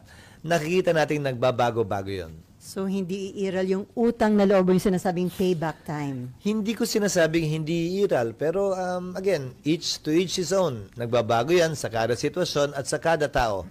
At hindi para sa akin na sabihin ganito yan o ganyan yan. Mas maganda sila ang tanungin ninyo dahil sila naman yung nasa sitwasyong yun. So, sir, 100% sure na ba na magpapatuloy itong impeachment trial sa 20th Congress? Non-issue na ba yun na pwedeng ituloy? Kung nasimulan ito ng 19, pwedeng ituloy sa 20th Congress? Yun ang gagawin ng Senado kung hindi sang-ayon doon ang kampo ni VP Sara. Halimbawa, may karapatan silang iakyat yan sa Korte Suprema. In fact, may pending case pa sila doon na hindi pa ina-actionan ng Korte Suprema. Pero hindi lang yun, hindi naman din nag-issue ng temporary restraining order o mandamos ang Korte Suprema para kami magpatuloy o hindi magpatuloy. So, gagawin ng Senado yung kanyang constitutional mandate kung wala namang utos o kautusan mula sa Korte Suprema na laban dito. But, sir, the impeachment court can also make it decision if the trial, if Yes. there's going to be a trial or not. Definitely yes. And the aggrieved party, if at all, on the reverse naman, can question that before the Supreme Court. It's not just the Supreme Court's decision. It can also be your decision. Ultimately, it will be the Supreme Court's decision. But the Senate can decide on it one way or the other. Yes. Both as a Senate and as an impeachment court.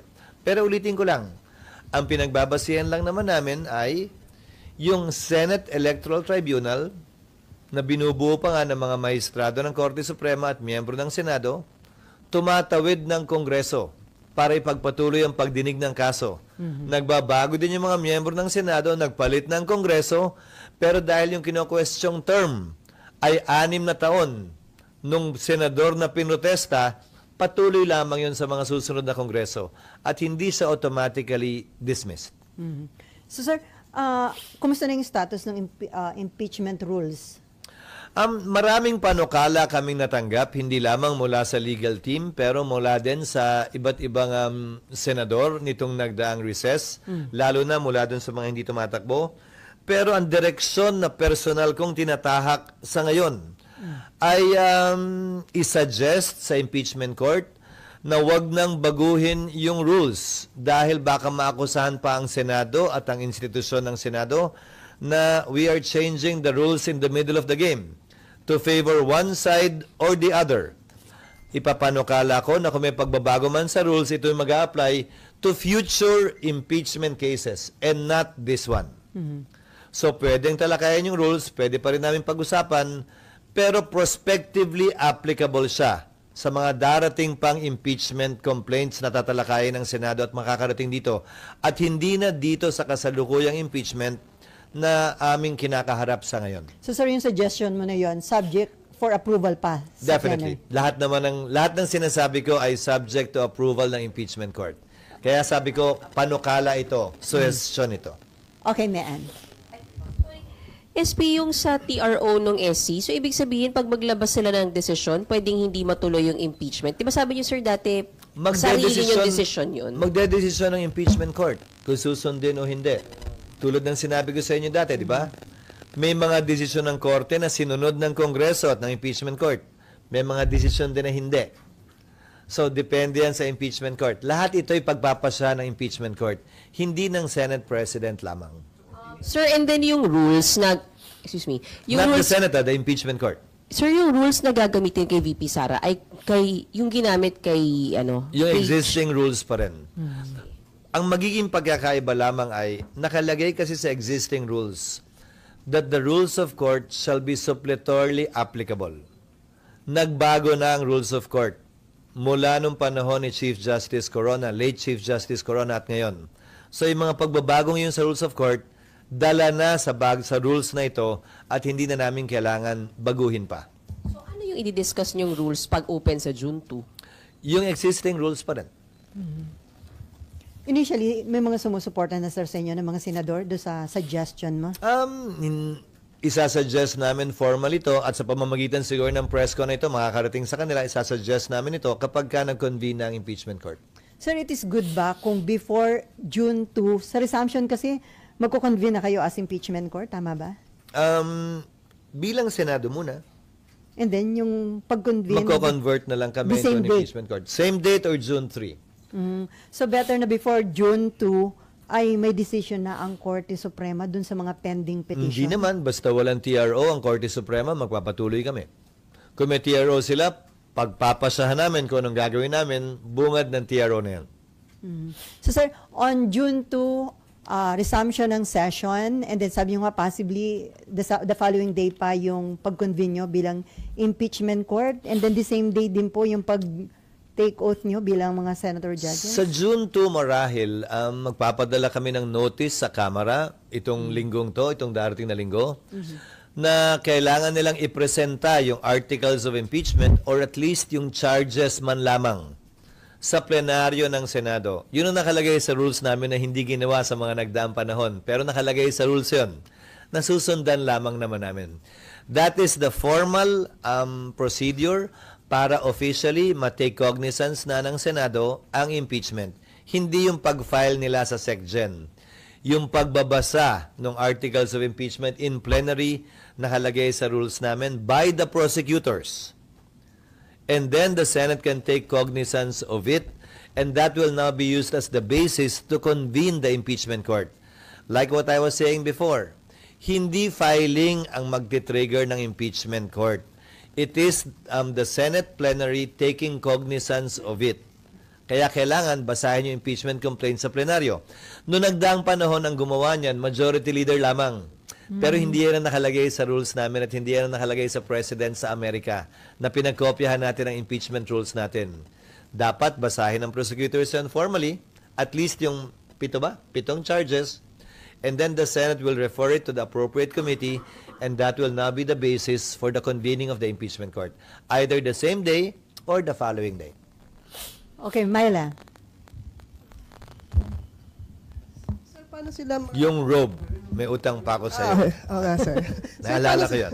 Paano sir ma-recognize yung yung prosecution team kung hindi pa kayo naka-convene as impeachment court? Paano nila babasahin? Kung if that happens Sa plenary first time- gagawin yun. Yes sir. No, Paano we will sila ma-acknowledge? Hindi pa sila prosecution. Ang maging members of the House who filed the impeachment complaint, they will have to designate who will read it. And I'm assuming ito yung mga prosecutors din na i-assign nila. So this is the first time na mangyayari sir, no? So hindi ko lang ma-picture. So i-recognize sila as paano yung di ba, you are in session.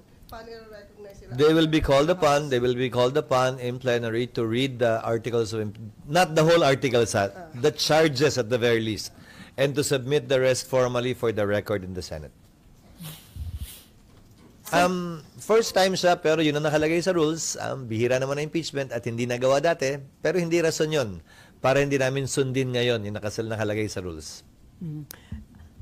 Okay, si Mav and then Raymond. Mav. Mamaya na yun. Sino daw? Di Sir, ba, considering ang lang... dami na nangyari? sir, hindi niyo pa kami dinadala dun eh. Ang dami nangyari. Teka muna. Sir, considering lang po yung current cast of characters ng impeachment trial, are you expecting or are you concerned na magiging medyo circus-like yung dito sa Senate, yung trial mismo? No. Yung papasok ng mga miyembro ng Senado, hindi ba? 5 re-electionista, 4 na dating senador, 3 na miyembro ng Kamara na mula sa Kongreso na magiging bahagi, maliban sa aming 12, ng 20th Congress. So, mga veterano, batikan sa legislation, sa parliamentary rules ang mga ito, at inaasahan ko magiging maayos ang Senado. At sino man na magpe-preside, lalo na kung ako yun, titiyakin ko that order will be maintained. Para sa gayon, ang proseso ay dumaloy ng mapayapa, maayos, at ng mas lalong maintindihan ng ating mga kababayan, yung ipinapresenta ng magkabilang panig. Sir, wala namang kasi medyo may mga nakita na tayo in previous hearings na may mga outbursts, emotional outbursts. Bahagi yun, but we will maintain order and we will keep order within the impeachment court. We will make sure of that. With the help, of course, of the other members as well as the sergeant at arms if necessary. Pero sir, pagdating sa prosecution, malaking bagay ba yung pagpasok nga ni na Dilima at saka Cheljok, no? Mas magiging exciting ba ito? Hindi para sa akin na sabihing maganda nga o pangit yon. Hindi para sa akin sabihing magaling o hindi yon. Mga di-kalibre kasi itong mga to, sir. And considering yung nag-experience ni Dilima under the Duterte administration. Well, they are both practitioners. On the part of Chel as a human rights lawyer, on the part of Secretary Senator Laila as an election lawyer, I believe. When she was practicing and before she became DOJ secretary. Definitely, they will add to the prosecution's ability to present their case. So, hindi naman kaya yung impeachment trial maging platform para dun sa mga gustong pumosisyon at magpasikat for 2028? Oo, pero dalawang bagay yun. Anumang ilaw ng camera na itututok sa sinumang tao, dalawa ang pwedeng makita, yung maganda at yung pangit. So, nasa sa kanila yun. Kung anong mapapakita nila. At nasa tao din yun. Kung anong makikita nila. Minsan magkaiba yun. Yung gustong pakita at yung nakikita ng tao sa lente ng camera. Si Raymond, si Senate President Pro Tempore Jinggoy Estrada sa interview namin, he's hoping na manatili kayong Senate President dahil maganda daw na abogado yung magiging presiding officer sa impeachment court. Well, nagpapasalamat ako sa pananaw ni Senator Jinggoy. Subalit sa dulo, ang magpapasya ng Senate President, kung mananatili man ako o iba ang uupo, ay ang mayoriya ng Senado. Sang-ayon sa rules ng Senado, magpapatuloy ang Senate President kung hindi na-graduate katulad ng sitwasyon ngayon at mababago lamang yan kapag kami nagpresenta ng higit sa mayoriyang boto kapag ka nag-resume ang Senado. Okay, Raymond? One point lang, sir, doon sa Kahit dalawa. doon sa preparation, as we speak, percentage-wise ba, pagdating sa impeachment, saang bahagi na tayo ng preparasyon as of date? Huling nagsalita ang prosecution team. Sabi nila yata parang 80% na sila sa isa o dalawang charges. Wala pa akong balita dun sa 5 charges. Hindi ba? Mas mataas ang level ng kahandaan ng Senado. Pati yung invitations, yung ID, yung security preparations, yung holding areas ng prosecution at defense panel, nakahanda na rin. Hanggang sa detalye ng parkingan nila, hinanda na rin namin. Yung road, sir, finally na napag-usapan. Napatahi na. Alam ko napatahi na. At nasukatan na, kung hindi ako nagkakamali, lahat o maliban sa isa. Kaugnay na may mga nangangampanya kasi hindi pa naman nakuha. Nakuna ng sukat. Pero ready na yung mga, ginaya lang naman yung dati. Sir, yung room assignment, finalized na? May inassign na kami sa prosecution at nag-inspect na yata ang ilang miyembro ng Kamara, yung kanilang mga staff. Sa panig ni Vice President Sara, binigyan din namin sila ng notice kaugnay sa karapatan nila at oportunidad mag-inspeksyon. Pero tinanggihan nila ito at sinabing may pending petition pa daw sila, kaya buong galang sabi nila na hindi muna nila i-inspeksyonan yung kwartong yon hanggat wala pa daw pa siya ang Korte Suprema na tinatanggap at ginagalang ko. That is their prerogative and their option. Okay, sir, may patanong si Nimpa. Sabi niya, Nimpa ano? Ravelo. Hoping ka daw ba na ma-retain mo yung pagiging Senate President? Ilalaban mo daw ba at makukuha niya kaya ang kinakailangan boto? It's not a question of hoping. It's a question of reality. Ulitin ko, ang Senate President dapat may kumpiyansa ng mahigit na mayoriya ng Senado. 13 at higit pa. Pwedeng mangyari at maganap yan sa sino mang Senate President, kabilang ako, basta may sesyon. Dapat maliwanag yan sa bawat isa sa amin. Senate President man o hindi, nangangarap man o hindi. So, sir, Amayla. Sir, pursue ko na lang, sir, yun. So, since may open declaration na, sir, Is a second demotion mo yan? since may open declaration si Senator Soto na willing siya to accept for as long as may number siya na 13, wala ba, sir, effect sa iyo? Walang dating? Wala kang paghahanda? Ulitin ko, Myla, yung sinabi ko kanina. Ikaw naman nagpapainit ka na naman. Parang hawakan mo yung tenga yung sinasabi mo yan. Walang ganyanan. Sir, it's All 24 senators, I think that way. Sino man sa amin, kabilang si Senator Soto, ang may bilang, hindi niya dapat talikuran yung responsibilidad at yung hamon na yon na binibigay na kumpiyansa ng mayoriya ng mga senador sa taong yon. So, hindi unique yung posisyon yon. Posisyon yan, naniniwala ako. Pananaw yan, naniniwala ako. At paninindigan dapat yan, naniniwala ko, ng bawat senador. Dahil wala namang qualification ng Senate President. Ang qualification lamang, dapat miyembro ka ng Senado. At sino man ang maging Tama na yung katatapos lang ng bangayan sa politika. Hawak tenga ka naman agad. Wag muna. At sino man yung maging Hawak ilong agad. O, wala naman ganun. Di ba? Wag naman. Palipasin nyo naman ng konti. Sir, ano yung magiging scenario? Pwede ba yung magkaroon ng third force? Kasi di ba minsan, majority, minority, and then naalala ko nun, Senator Alan and Pia, hindi sumama sa admin at minority, parang independent. Posible yon, pero sang-ayon sa rules, Membership is determined by minority and majority. So sa dulo, pipili pa rin sila kung sinong gusto nilang mag-nominate sa kanila bilang miyembro o chairman ng mga komite. Because Parliament, the Senate, like Congress, operates on that principle, majority-minority. Hindi administration opposition, majority-minority. Majority-minority simply defined as you voted for the winning Senate President, you're with the majority. You voted or did not vote for the winning Senate President, or you voted for another person, then you belong to the minority. It has nothing to do with administration opposition. May nakita na akong pagkakataon na baliktad yun. Yung majority, opposition, at yung minority, kakampi ng administrasyon.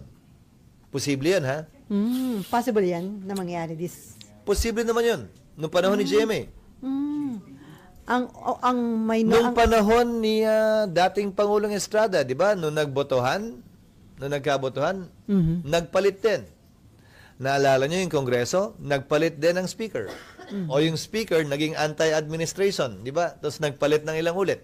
So, depende. Again, majority means you voted for the winning speaker or Senate President. Minority means you did not vote for him or voted for someone else, which is totally separate and distinct from being opposition or administration in relation to the sitting government.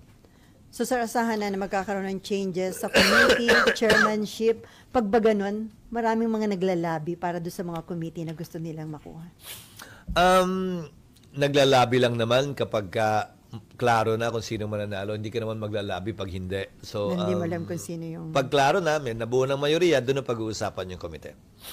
Pero siyempre, kung sino man ang incumbent na may kasalukuyang hinahawakan na komite, siyempre, may paggalang na binibigay doon kung bahagi pa rin sila ng mayoriya. Okay, Amor.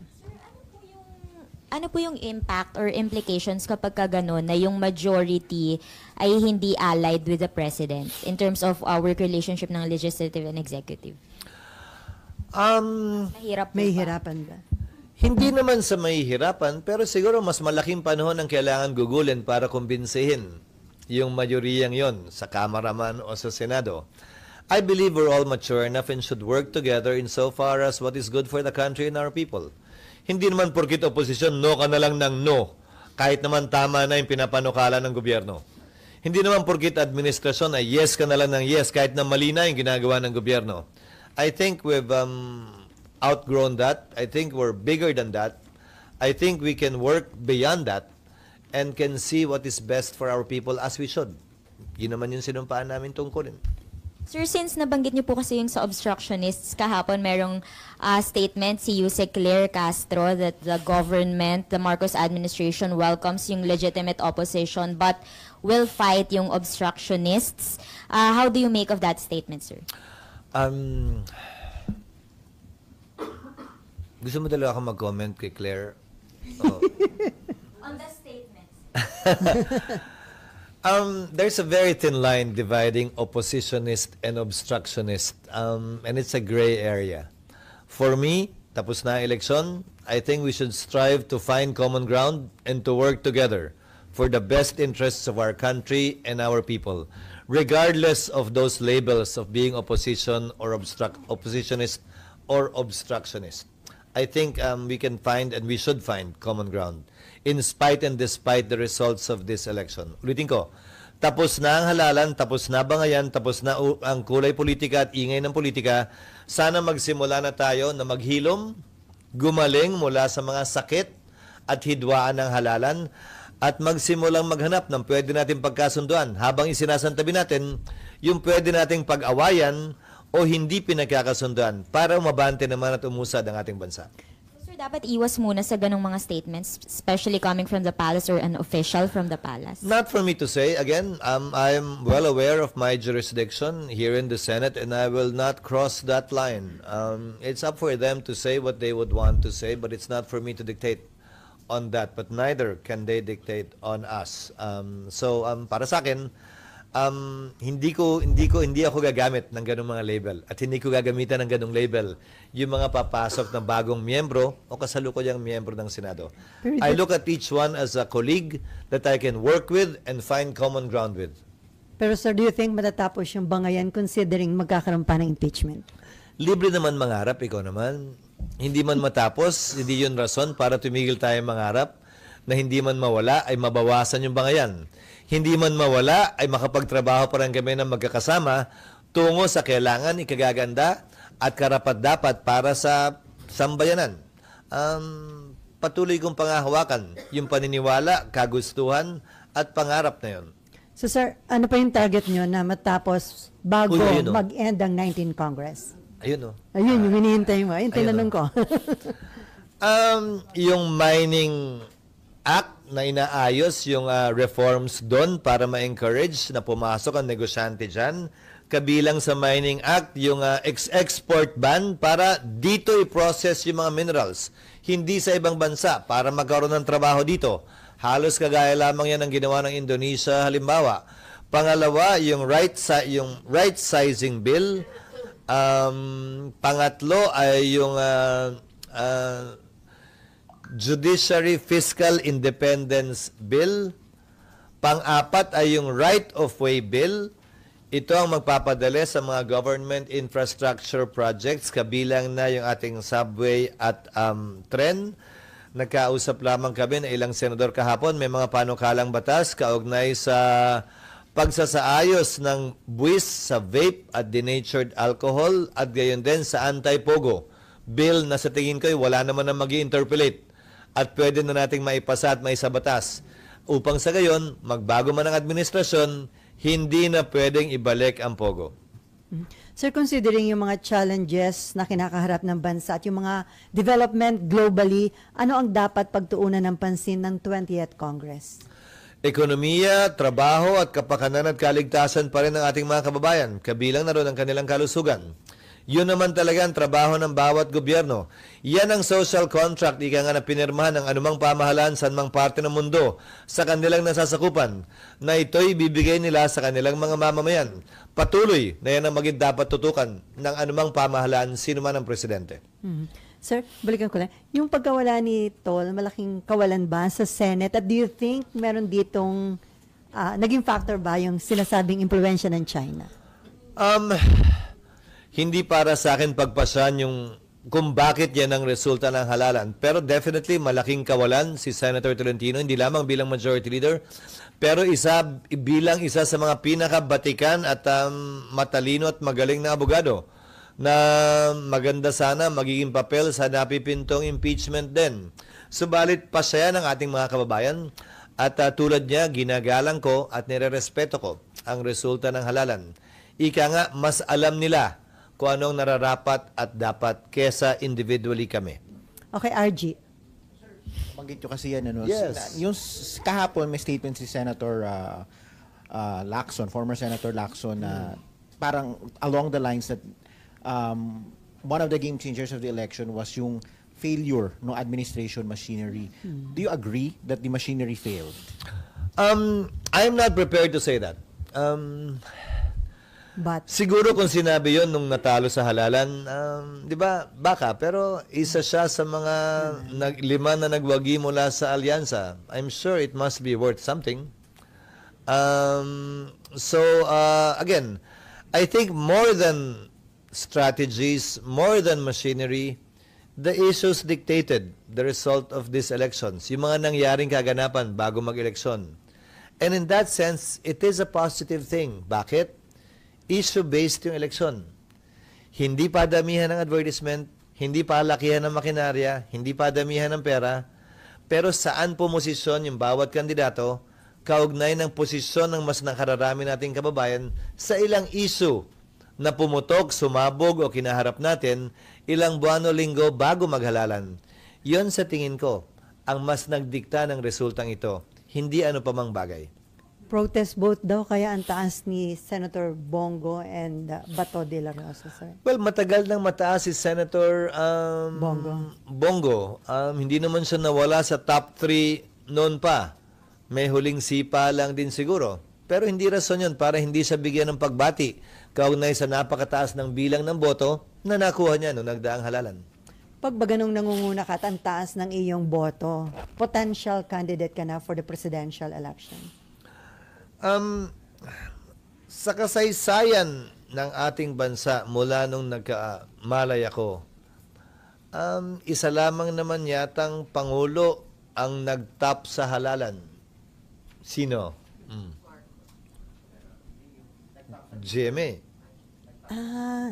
Top sa senatorial. Yung mga nagtap, madalas inaasinta agad, di ba? So sa dulo, base sa kasaysayan na hindi pinapalad, maaari niyang baguhin yon kung siya'y nag-iisip na tumakbo sa mas mataas na posisyon. Binabanggit ko lamang ang kasaysayan. Ang kasaysayan na pwede lamang gamiting basihan habang hindi pa nababago ng kasalukuyan. So tingnan natin kung ano mangyari. Okay, Amor. Sir, si Senator Bato po kasi, ang sabi po niya, nakikita po niya yung formation ng Duterte block sa Senate. Sila pong mga PDP candidates plus yung inadopt din po na Camille Villar and Senator Amy. And then, nakikita niyo po ba, sir, na yung magiging composition ng next Senate may Marcos block, Duterte block, and then yung block na hindi kasama sa either of the groups? Kaugnay sa issue sa mga Duterte, marahil Kaugnay sa issue sa mga Marcos, marahil Pero kaugnay sa pang-araw-araw na issue, mga panukalang batas na pag-uusapan namin, sa tingin at pananaw ko, hindi yan titingnan ng mga miyembro ng Senado bilang bahagi ng Duterte block, bilang bahagi ng Marcos block. Titingnan nila yan gamit ang kanilang karanasan, konsensya, at prinsipyo at paniniwala. Pero kapag ang issue ay tungkol sa Duterte at sa Marcos, marahil doon mo lang makikita yung linyang yan sa pagitan ng dalawang yon. Pero hindi lahat ng senador ay pwede mong bigyan ng tataksan o ika nga na Duterte yan, Marcos yan. Hindi naman lahat ganun. So sir, kahit mag-start ng impeachment trial, ina-assure nyo na hindi mapapabayaan ng Senate yung legislative work ninyo? Yun ang sisikapin namin gawin at balansehin. Hopefully, yung aming panukalang schedule ay yan ang makarry ng plenaryo. Kung saan ang sinasabi ko nga sana, umaga ang trial at hapon ang sesyon ng Senado. Upang sa gayon ay mas mabudget namin yung oras namin sa Senado. At kung sakasakali mag-extend man yung impeachment trial, ay konting oras lang siguro at may maiiwan palaging oras para sa aming sesyon. Except of course on a Thursday na pwedeng tumuloy-tuloy ng hanggang hapon at gabi na yan.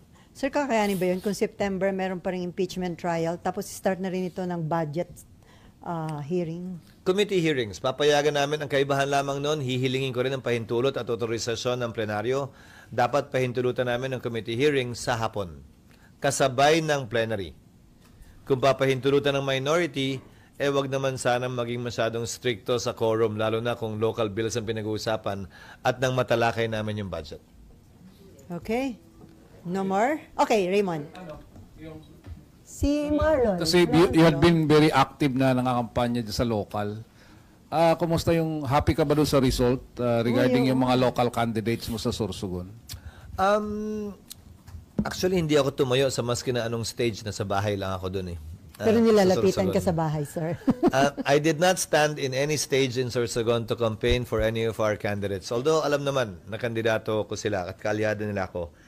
15 sa 15 munisipyo at syudad ng aming lalawigan, nanalo ang aming mga kapartido sa NPC. Gayon din sa syudad at lahat ng miyembro ng Sangguniang Panlalawigan. Naging maganda ang suporta ng aming mga kababayan sa aming mga kandidato. Tapos puso ako nagpapasalamat sa kanilang paniniwala at pagtitiwala sa aming grupo na una ang Sorsogon. Pwede na bang panghawakan yun, sir, for future elections? What do you mean? 2028. 2028.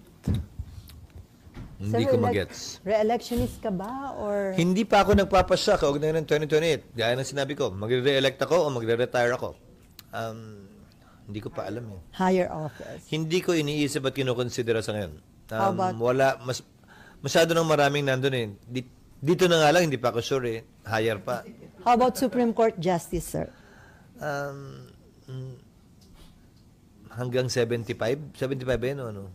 Hanggang Hanggang ano tayo yan? 70 75. lang ba?